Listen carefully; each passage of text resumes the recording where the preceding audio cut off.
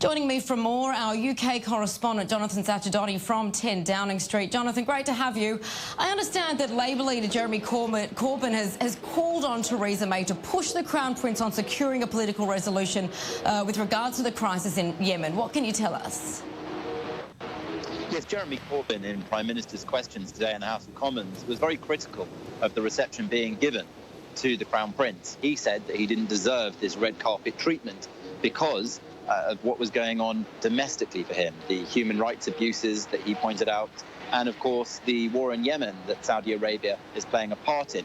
He said that because Britain is selling arms to Saudi Arabia still, and because in fact those arms sales have gone up, Britain is therefore complicit in the killing of innocent civilians and potentially thousands of people in Yemen. And that's something that he put towards Theresa May and the backdrop of her welcoming so warmly this delegation from the country.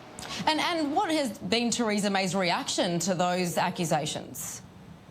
Well, Theresa May answered him by saying that while she will raise the question of human rights within the kingdom, she also said that the relationship was a historic and strong one, which benefited both sides. And she particularly pointed out to intelligence sharing and security, saying that because of the relationship that the two kingdoms have, many people have been saved in the United Kingdom, presumably through intelligence sharing. All right, so let's look at the benefits to both sides. Why is this visit so important for both Saudi Arabia and the UK? Well, this trip is predominantly about trade, and the two are important trade partners. Of course, with Britain exiting the EU, it's looking for increased trade in all sorts of territories, specifically ones outside of Europe, outside the European Union. So if Britain can bolster the trade relationship that it has with Saudi Arabia, that's something that's going to be very useful for Mrs May as she takes Britain out of the EU. And to that end, it was announced today as part of this delegation's visit that £65 billion worth of trade would be taking place between the two countries. So definitely a strengthening going on there, and then also in the realms of security and also intelligence sharing and also collaboration between the militaries of the two countries. Mrs May said that these things will all be strengthened over the coming years. All right, now the other big story in the UK at the moment is the hospitalisation of British spy Colonel Scribble and his daughter.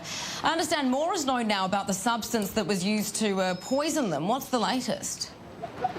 That's right. Amber Rudd, the Home Secretary, chaired a meeting of the Cobra Committee. That's the emergency committee that meets usually after national emergencies like terrorist incidents. They met this morning, and afterwards she spoke and said that there would be more information released later in the day. And sure enough, the police did release the fact that they now say they know that a nerve agent was used. That would explain how it had such a fast effect on the two victims. And they've also revealed that one member of the police force is also in a critical condition in hospital, and he was believed to be the first person to respond when the two were found incapacitated on that bench. So it is known that a nerve agent was used, and that maybe increases the suspicion that Russia may have had a part to play in this attack.